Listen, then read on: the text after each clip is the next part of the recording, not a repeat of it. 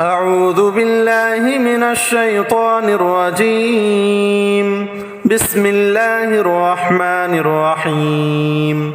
إذا وقعت الواقعة ليس لوقعتها كاذبة خافضة رافعة إذا رجت الأرض رجا وبست الجبال بسا فكانت هباء منبثا وكنتم أزواجا ثلاثة فأصحاب الميمنة ما أصحاب الميمنة وأصحاب المشأمة ما أصحاب المشأمة والسابقون السابقون أولئك المقربون في جنات النعيم ثلة من الأولين وقليل من الآخرين على سرر موضونة متكئين عليها متقابلين يطوف عليهم ولدان مخلدون بأكواب وأباريق وكأس من معين لا يصدعون عنها ولا ينزفون وفاكهة مما يتخيرون ولحم طير مما يشتهون وحور عين كأمثال اللؤلؤ المكنون جزاء بما كانوا يعملون لا يسمعون فيها لغوا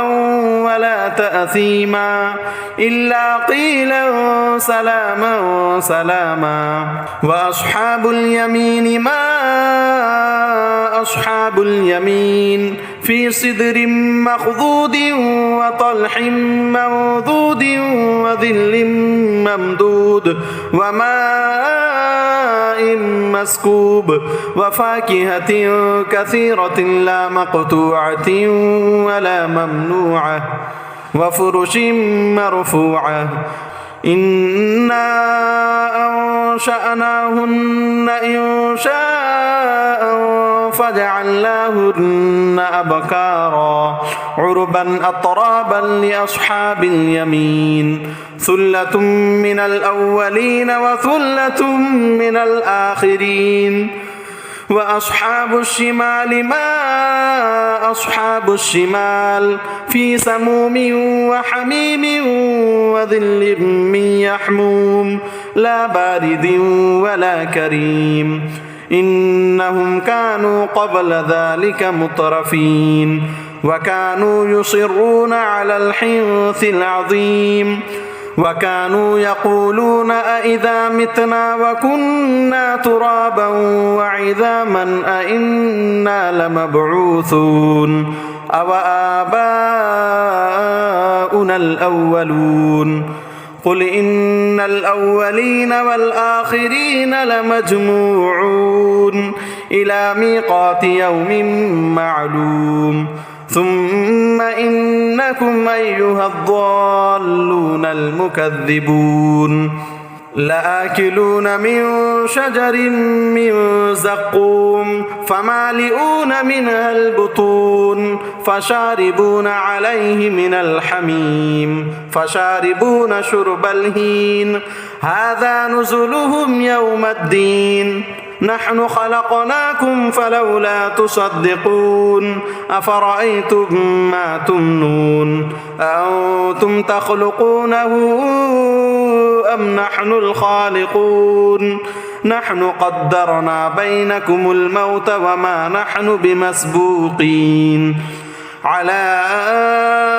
أن نبدل أمثالكم وننشئكم فيما لا تعلمون ولقد علمتم النشأة الأولى فلولا تذكرون أفرأيتم ما تحرثون أأنتم تزرعونه أم نحن الزارعون لو نشاء لجعلناه حطاما فظلتم تفكهون إنا لمغرمون بل نحن محرومون أفرأيتم الماء الذي تشربون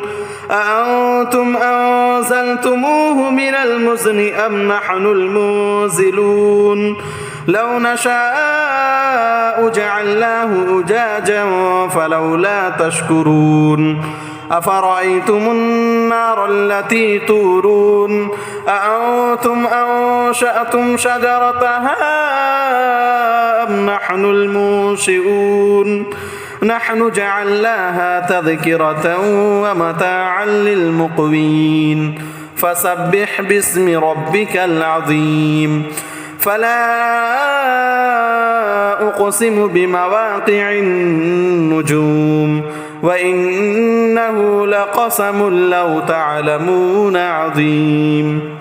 إنه لقرآن كريم في كتاب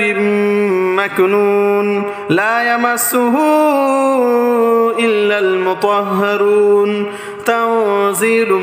من رب العالمين أفبهذا الحديث أنتم مدهنون وتجعلون رزقكم أنكم تكذبون فلولا